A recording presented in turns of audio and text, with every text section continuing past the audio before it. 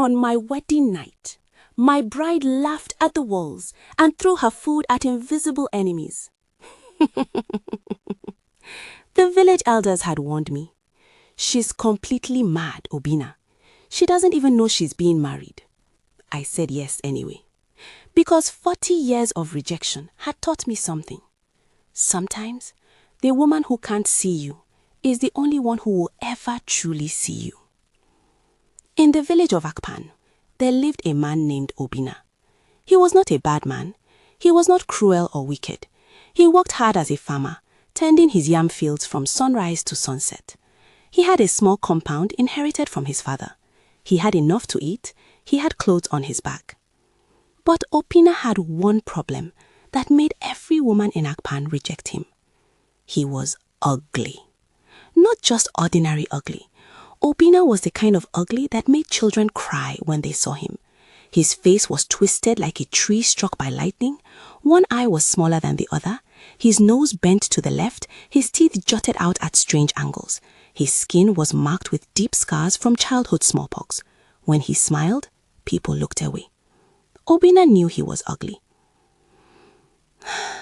The world had reminded him every single day of his life. As a child, other children refused to play with him. "Your face will give us nightmares," they said. As a young man, girls giggled and whispered when he passed. "I would rather die alone than marry that one," they said loud enough for him to hear. As a grown man, every marriage proposal he made was met with horror and rejection. "My daughter deserves better," fathers would say. "She is not that desperate," mothers would add. The women themselves would weep at the very suggestion, begging their parents not to force such a fate upon them. Obina accepted his loneliness with quiet dignity. He stopped attending festivals where couples danced. He stopped going to the village square where young people courted. He walked his farm alone. He cooked his meals alone. He slept alone. The years passed. Obina watched all his age mates marry and have children. He watched their children grow. He even watched some of those children begin to marry. And still, Obina remained alone. The elders began to worry. "A man without a wife is like a tree without roots," they said. Obina needs someone to care for him, someone to give him children, someone to perform the proper rituals when he dies. But who would marry him? No woman in Akpan would accept. They sent word to neighboring villages, but news of Obina's appearance had spread. No father wanted to send his daughter to such a fate. Obina was 40 years old when he finally gave up hope. "I will die alone," he told himself. "This is my destiny. I accept it." Then one day, something changed. A woman appeared in Akban. No one knew where she came from. She simply walked into the village one morning, wandering the paths, talking to herself, laughing at things no one else could see. Her wrapper was torn and dirty. Her hair was wild like a bird's nest. Her eyes held no focus, seeing everything and nothing at once. The villagers quickly realized the truth. The woman was mad. "Another lost soul," the elders said, shaking their heads. "The spirits have taken her mind." They tried to help her. Women brought her food, but she would throw it away and laugh. Men tried to find out where she came from, but she would only speak in riddles and strange songs. Children were told to stay away from her. "She is too far gone," the medicine man declared after examining her. "Whatever broke her mind broke it completely. She will wander until she dies." But Obina watched the mad woman differently.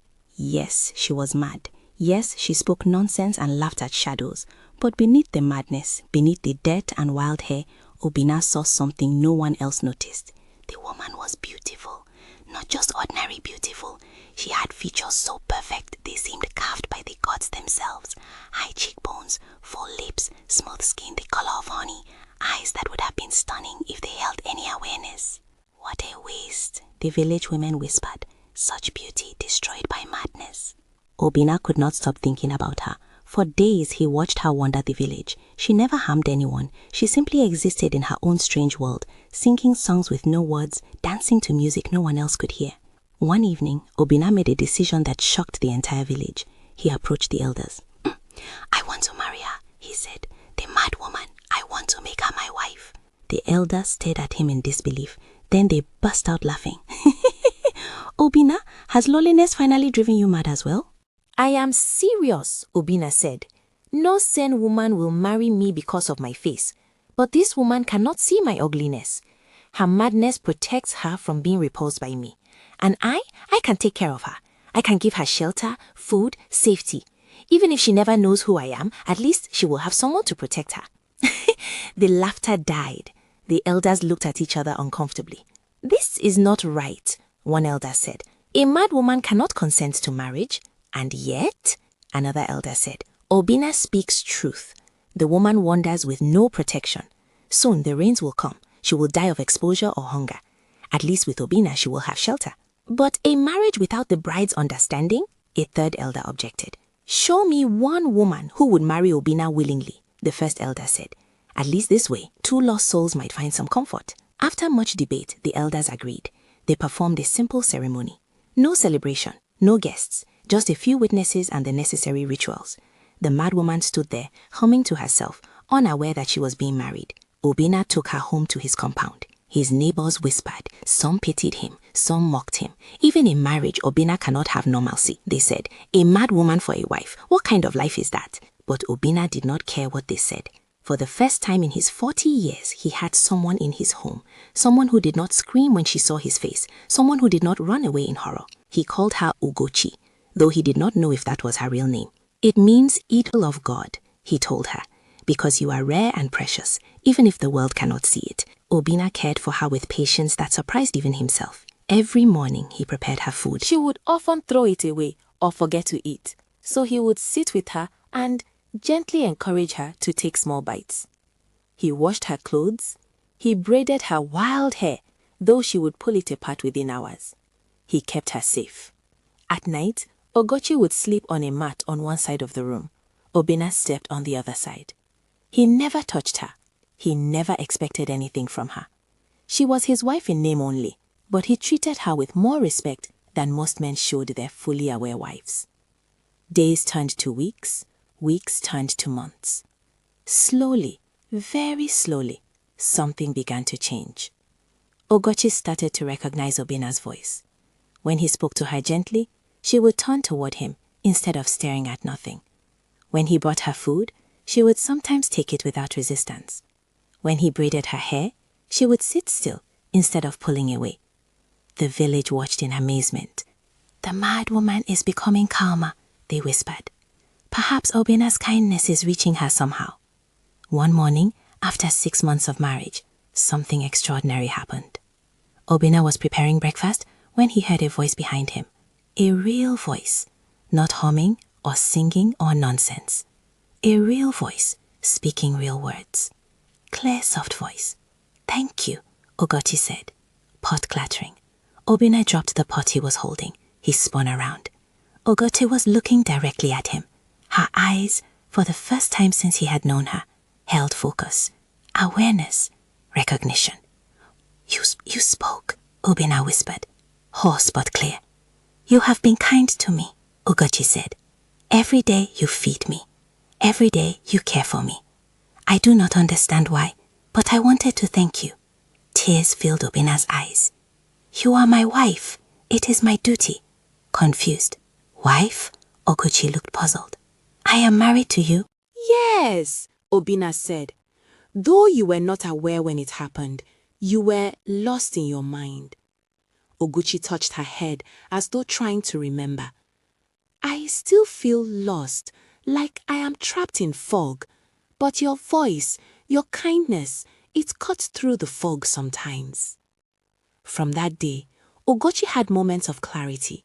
Not constant, not predictable, but sometimes, for an hour or an afternoon or an evening, the fog would lift and she would be present. During these times, she would talk to Obina, ask him questions, help him with small tasks. And during these clear moments, Oguchi would look at Obina's face and show no horror, no disgust, no revulsion. Why do you not fear my ugliness?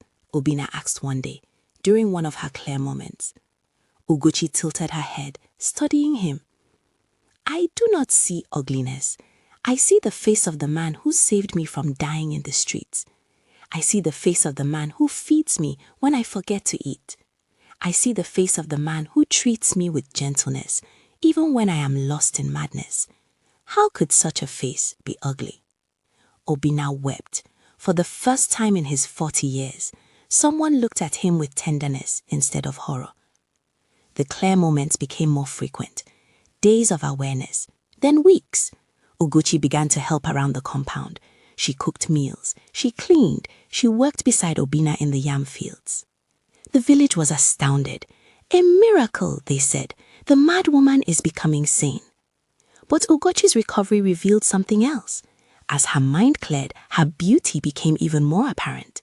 When she was clean and well-dressed, when her hair was properly braided, when her eyes held intelligence and awareness, Ugochi was the most beautiful woman anyone in Akpan had ever seen. And men began to notice. Young men who had their own wives would find excuses to pass by Obina's compound. They would stare at Ugochi. They would lick their lips. They would make comments. "What a waste," they would say. "Such beauty married to such ugliness." Obina felt the old familiar pain return. He had hoped that having a wife would end his suffering, but now he suffered differently. Every day he saw the way men looked at Ugochi. Every day he waited for her to realize what everyone else saw, that she was too beautiful for him, that she had made no choice in this marriage, that she could leave and find someone better. One evening, Obina could bear it no longer. "Ugochi," he said quietly, "you are fully healed now. Your mind is clear. You should know that our marriage, you did not choose it. You are not aware. If you wish to leave, if you wish to find a better man, a handsome man, I will not stop you. I will tell the elders to dissolve the marriage. You are free to go." Ugochi stopped pounding the yam she was preparing for dinner. She looked at Obina with surprise. Why would I leave?" "Because," Obina said, "look at me and look at you. The whole village whispers about it, how beauty is wasted on the ugly man." Ugochi set down the pestle. She walked over to Obina and knelt before him, taking his scarred hands in hers. "Let me tell you a story," she said. "Let me tell you what I remember of my madness." Obina listened. "I was not always mad," Ugochi began. "I was the daughter of a chief in a distant village. I was beautiful, yes, and because of that beauty, my father received many offers for my hand. But I was proud. I rejected every man who came. He is too short, I would say. He is too dark. He is too poor. He is not handsome enough for me. I believed I deserved only the most perfect man." She paused, her eyes distant with memory. Then a young man came. He was handsome beyond measure. Smooth skin, perfect features, tall and strong. I fell in love with his appearance immediately. My father warned me that the man had a bad reputation, that he was cruel, that he had beaten his previous wives. But I did not listen. I only saw his beauty. I married him, and on our wedding night I discovered the truth. His beauty was a mask. Behind it was a monster. He beat me. He starved me. He locked me in a room for days. He would torture me and laugh. The pain was so great, so constant, that my mind broke. It was the only way to escape. I went mad to survive. Tears rolled down her cheeks. I do not remember how I escaped.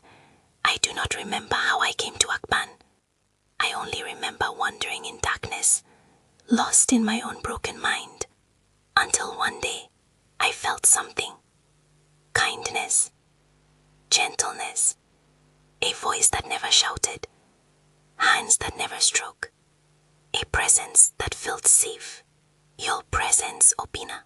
She looked directly into his eyes. You saved me, not just my body, my mind, my soul.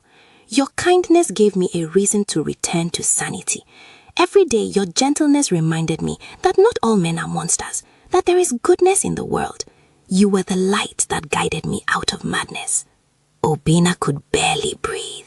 So when you ask why I would not leave, Ugochi said, I ask you, why would I abandon the man who saved my life? Why would I trade the man with the kindest heart I have ever known for a handsome face? I learned my lesson, Obina. Beauty means nothing.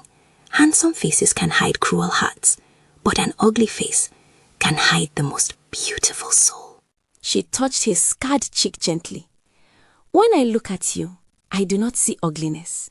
I see safety. I see home. I see the man I choose to love. Obina broke down. He wept like a child. Years of pain and rejection poured out of him, and Ugochi held him. This woman who had been mad, this woman whose beauty could have bought her any man, held him and told him he was worthy. From that day, their marriage transformed from an arrangement of convenience to a union of genuine love. Ugochi would accompany Obina to the market, holding his hand proudly.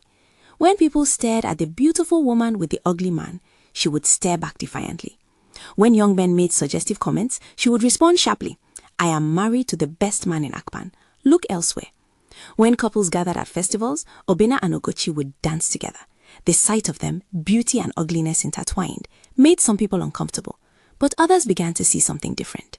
They began to see the way Ugochi looked at Obina, the way she smiled at him, the way she touched his face without flinching, the way she chose him every single day. Perhaps some villagers began to whisper, there are different kinds of beauty. Perhaps the beauty of the heart matters more than the beauty of the face.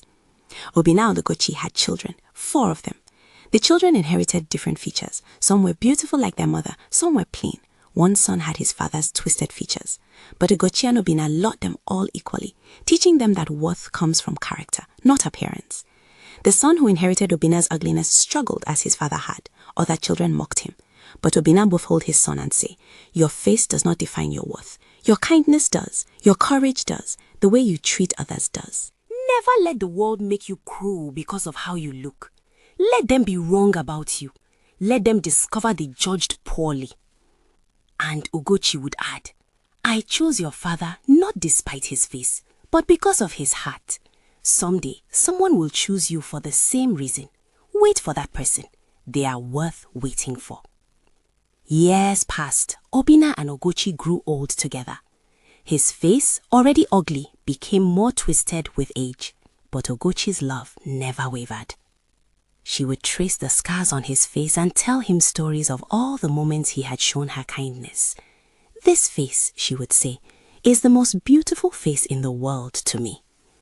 When Obina finally died, an old man surrounded by children and grandchildren, Ugochi wept as though her heart had broken. He saved me twice, she told everyone at his funeral, once from death in the streets, once from madness, and every day after, he saved me from despair by showing me that true love exists. She lived several more years after him, and in those years, she would tell their story to anyone who would listen, especially to young people who judged potential partners by appearance alone. I was beautiful, she would say, and I married a handsome man, and he nearly destroyed me. Then I was mad, and I married an ugly man, and he saved me. Beauty fades. Handsomeness disappears with age, but kindness, gentleness, love, these things only grow stronger with time. Choose the heart, not the face.